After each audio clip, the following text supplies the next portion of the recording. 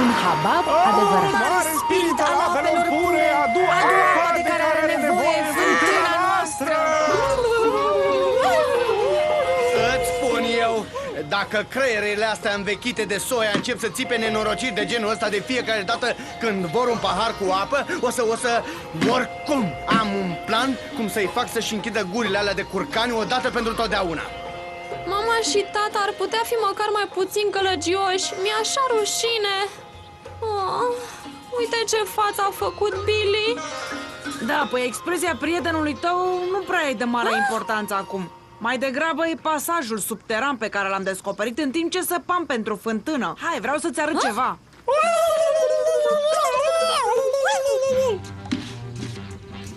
Ascultă aici, uite.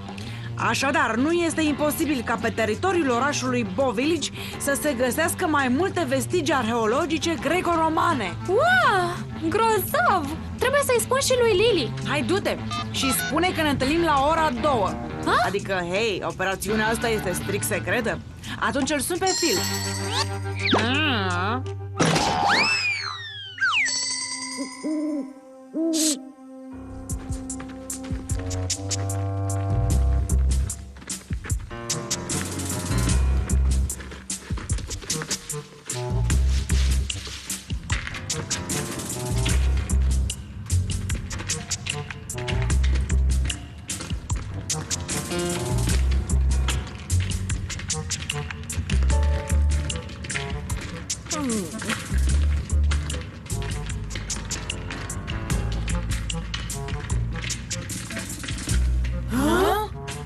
Suntem sub casa familiei Habab, exact sub dormitorul părinților. Ascultă cu atenție, Beth. Aici sunt numele tuturor celor care au semnat petiția în care cerem evacuarea familiei Tofu. Pentru că fac un mare deranj. Domnul și doamna Peters, doamna Sterci, domnul Thomas și domnul și doamna Connor. Părinții tăi? Ce zici? Încă 2 zile și nu o să mai avem parte de scheunatul animalelor lor nesuferite și nici de mirosul groaznic al mormanelor lor de îngrășăminte. Așa că papa familiei biodegradaților. Deci ne putem extinde curte acum! Oh, planul tău funcționează de minune, Titus! Ce? Nu vine să cred! Dar n-am făcut nimic rău! Nu o să plecăm din Bow Village și să-i lăsăm să ne ia casa! Nimeni nu e mai grozav decât părinții noștri. Da, sunt uneori puțin ciudați, dar totuși... Nu e cazul să vă panicați. Atât timp cât aveți prieteni, fiți siguri, totul se va rezolva. În regulă, hai să mergem și să ne odihnim. Mâine trebuie să fim în formă, să facem în așa fel încât să oprim petiția asta groaznică. Băieți! Lily are niște vești proaspete. Deci i-am spus mamei întreaga poveste. Îl va suna pe Paul Shenanigan. Hei, haideți! Shenanigan este arheolog și el este cel care a scris ghidul complet al pasajelor istorice subterane. Wow, super! Asta e cartea care i-am arătat-o ieri, Lole. Serios? Așadar, dacă el va organiza săpăturile la ruine, vor fi cu siguranță recunoscute drept monumente istorice și vecinii nu vor avea nicio șansă să vă cumpere proprietatea. Și să nu mai adaug faptul că veți deveni vedete. Toată media locală se va afișa la ușa voastră, așa că nimeni nu vă va putea obliga să plecați. Ești grozavă, Lily! Sunt pur și simplu șocată. Un pasaj istoric subteran chiar sub picioarele noastre?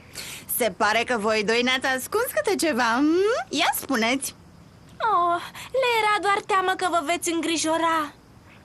O să mă duc direct la primărie să informez autoritățile despre descoperirea extraordinară pe care tocmai am făcut-o pe proprietatea dumneavoastră. Și mâine dimineață vor începe săpăturile. Sigur! Oh, apropo, va trebui să mutați răsadurile acelea cu legume. Nu! Nu-mi pot distruge micuțele mele legume scumpe, nu-i așa? Noi suntem singurii vinovați pentru toată treaba asta. Da, dar părinții voștri ar fi și mai supărați dacă ar afla de petiția de evacuare. Atunci înseamnă că trebuie să ne ocupăm de chestia asta repede. De necrezut! O ruină greco-romană în curtea lor? Și ale cui vor fi ruinele alea drăguțe, alea pline cu comori de îndată ce vor fi izgoniți? Ale mele!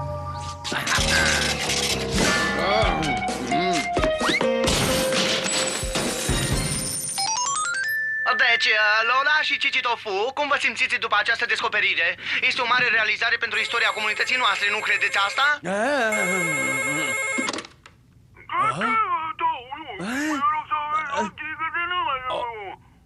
A fost tatălui Phil. Vrea să își șteargă semnătura de pe petiție. Nu?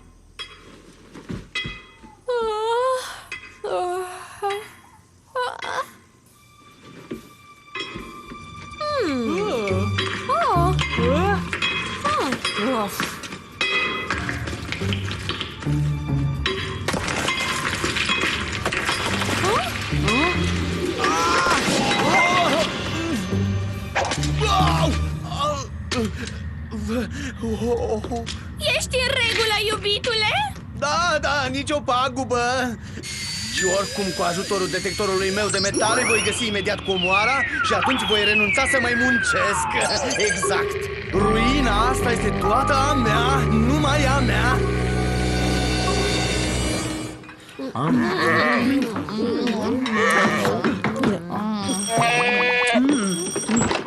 Neața! După calculele mele, dacă vrem să scavăm, singura soluție este să dărâmăm fântâna, sigur! Ce? Mă voi întoarce mâine cu unul dintre buldozerele noastre în regulă.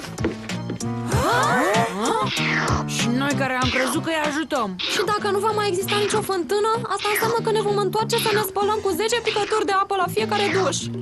Ce? Am spus ceva greșit? Nu!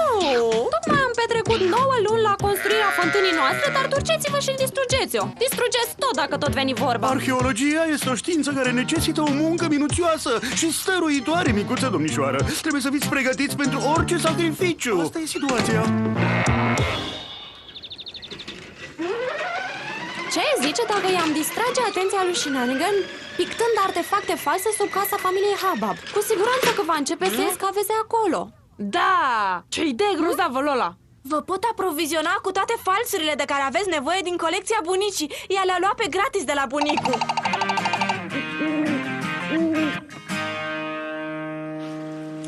Să sperăm că Shenanigan va considera statuetele astea autentice. Da, ar trebui să o facă, pentru că nu avem altă cale. Ăsta e singurul mod în care putem să salvăm fântâna.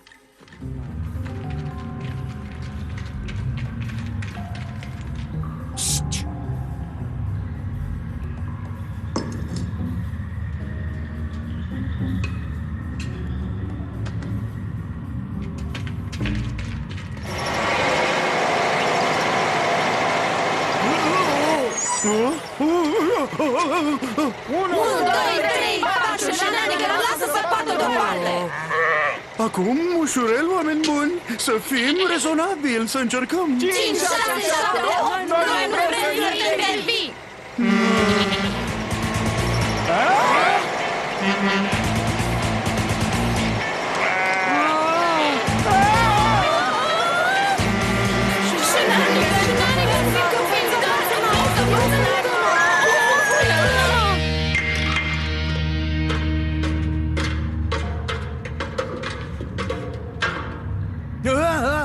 Sunt bogat! Sunt bogat! Să dăm Habab jos la ruine. Ce căută acolo jos?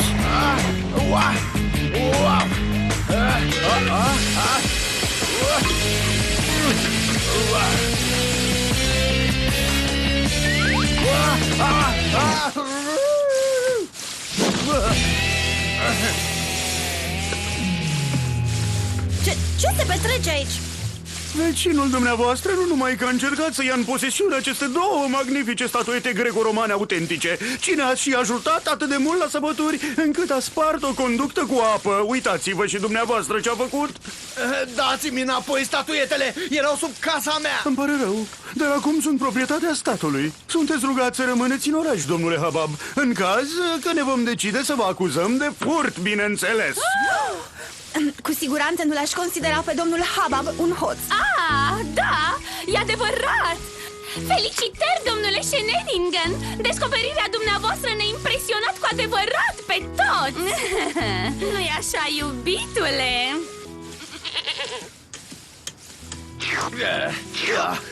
Pleacă! Pleacă! Dar cum rămâne cu fântâna noastră? Păstrați-o. De acum încolo, toate săpăturile vor fi făcute alături.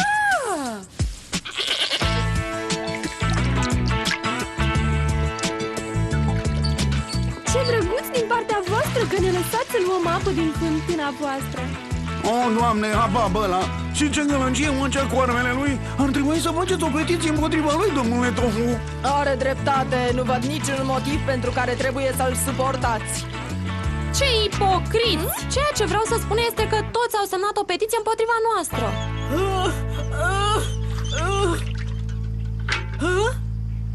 Visez? O statuetă adevărată? Oh, nu, iar o să o luăm de la început.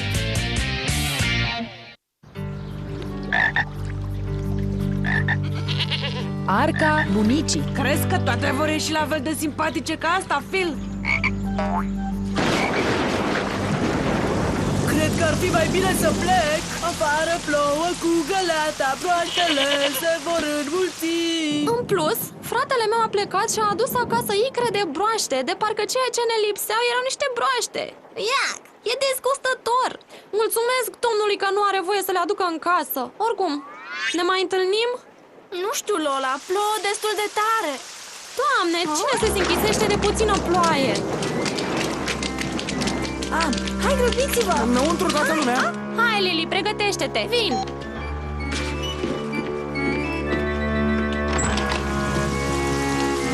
Ascundeți-vă, toată lumea!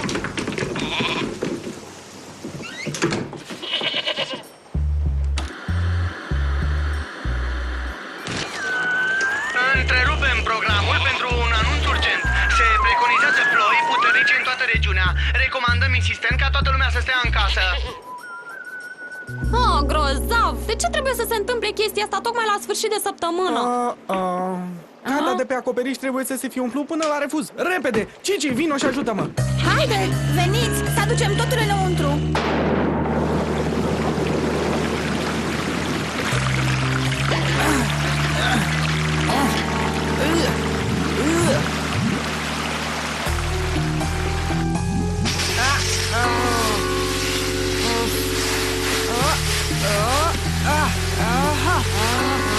Acolo să stai și să nu îndrăznesc pe miști.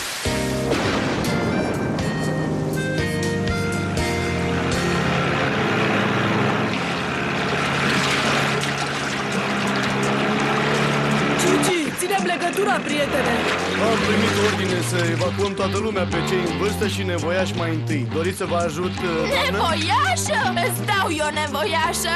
Îți aduc la cunoștință, tinere, că am supraviețuit mari inundații a secolului trecut și în niciun caz o ploicică nu mă va face să-mi abandonez casa și animalele. Nu vă faceți griji pentru noi. Căsuța mea a fost construită să reziste și în cele mai rele condiții. Nu suntem în pericol aici. Nu ca acele, așa zise, ultra-sofisticate vile. Sunt așa de șubrede încât crapă cu prima Dar ocazie. voi veniți sau nu? Da! Crezi că îmi voi lăsa casa pradă hoților și vandalilor, nu-i așa? Scrie aici cumva imbecil sau ce? În regulă, păreți suficient de pregătiți, presupun, dar luați astea, nu se știe niciodată. Aveți aici apă potabilă și lumânări. Curând vor tăia curentul. Să fiți atenți. Succes! Doar noi și familia Habab am mai rămas. Cici, ăsta este momentul pe care l-așteptam să ne apropiem mai mult familiile. Ploaie, ploaie, tot căzând, să nu te mai văd nici când. Acum mama are dreptate, Suzy, trebuie să-ți pui ghetuțele. Apa de aici nu e prea curată, să știi, nu putem să te lăsăm să te îmbălăcești fără ghetuțe. Acum s-a blocat și televizorul. Nici măcar nu mai pot să aflu prognoza meteo. Oh. Hei, toată lumea, ar trebui să fim recunoscători. Datorită valvelor mele antireflux și sistemului meu de scurgere din tulpina de bambus, fundația noastră e de neclintit. Ce ziceți de veștile astea bune? Nu o să ne descurcăm niciodată! Crezi că e destulă apă în jur chiar și fără să mai dai drumul la stropitoare? Și ce pune la cale Billy? Billy, unde-i Billy? Billy!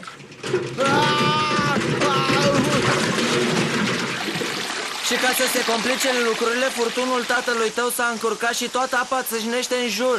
Este imposibil să o redirecționez. Chiar nu știu ce să fac. Nivelul apei crește rapid aici. Foarte rapid. Feriții de tofu! Veniți să stați la noi? E loc, nu-i așa? Dacă nu ne putem ajuta între noi în astfel de momente... Spune-le că își pot aduce și tranzistorul. Tranzistor? Asta era cu secole în urmă, bunico. Acum le numim radiouri. Să văd ce pot face să-i conving. Dacă am noroc, furtuna va fi o adevărată binecuvântare deghizată. Phil, ești absolut sigur că ceea ce ai adus cu tine au fost 110 mini-mormologi negri cu pete galbene? Hei! Oh! Nu o să-mi petrec noaptea aici cu o grămadă de șobolani bălăcindu-se în jurul patului meu. Așa că faci ce vrei. Eu și cu Billy plecăm de aici cât timp mai putem. Să-ți fie clar! Nu o să mă prinzi adăpostindu-mă cu gașca aia de biodegradați. Și în plus, cineva trebuie să încropească aici polița de asigurare. Nu crezi? Asesorul va cere fotografii. Cu cât mai multe, cu atât mai bine.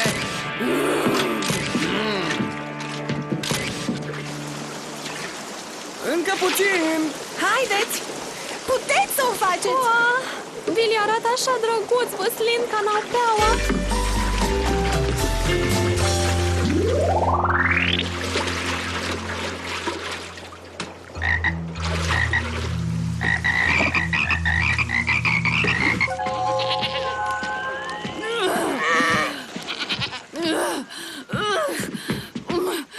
Miroase puternic a îngrășământ și aveți broaște jos. E normal? E doar o grămadă de îngrășământ. Doar chestii sănătoase, să știi. Un pufăie din asta nu strică nimănui. Te-ai gândit să iei un tranzistor și pentru prognoza mea meteo? Aici! Îți mulțumesc! Asta e! Au blocat toate drumurile!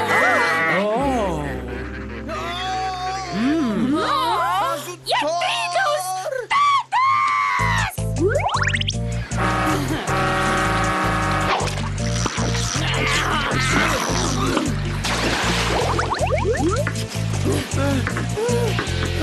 Ajutați-mă!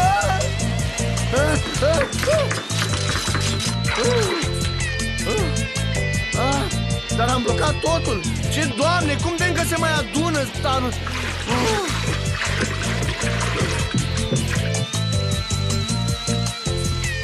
Ajutor!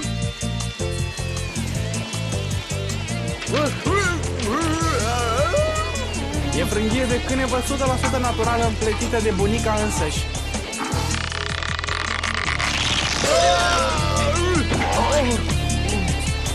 Dar tu...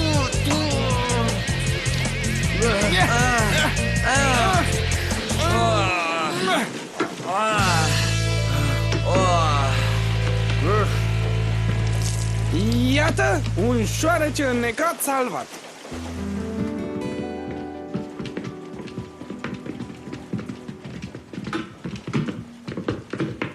Da, măcar e liniște.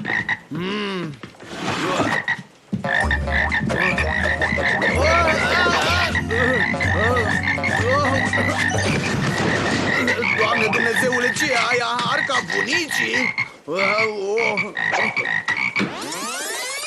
Așadar, în seara asta avem grătar de soia cu măduvă semi-preparată și sosul organic pasat al bunicii.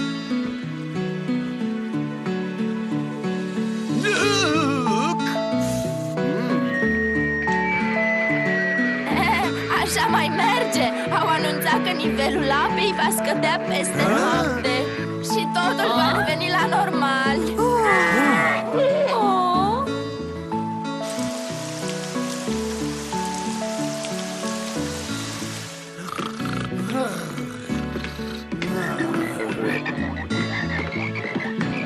Veniți voi, brăscuți ale templului Tofu.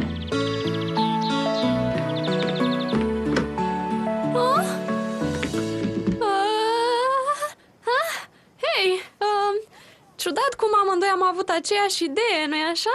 Oh, nu am putut să dorm. Nu-i așa că totul arată frumos de sus de Vreau aici? să-ți spun cât de fericită sunt că familia Tofu și Hubbub, adică familiile noastre, să înțelegă ceva mai bine. Tu nu, Libby? Vreau să spun Billy? Oh, nu! Privește, acolo jos. Ajutor!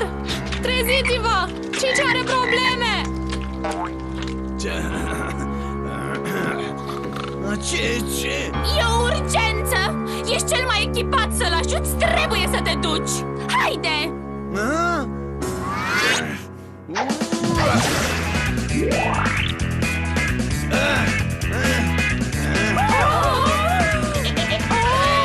M-am cam săturat de inundația asta nesuferită.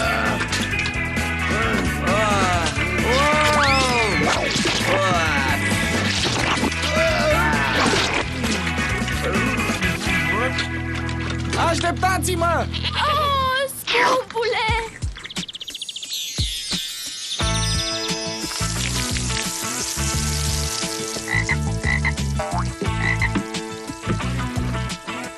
Phil o să le ducă la lac. Se pare că bacterienii nu sunt făcuți chiar pentru mine. Cu toate astea, a fost destul de bine să stăm împreună. Mulțumesc pentru tot, Lola. Ne vedem mâine la școală, cred.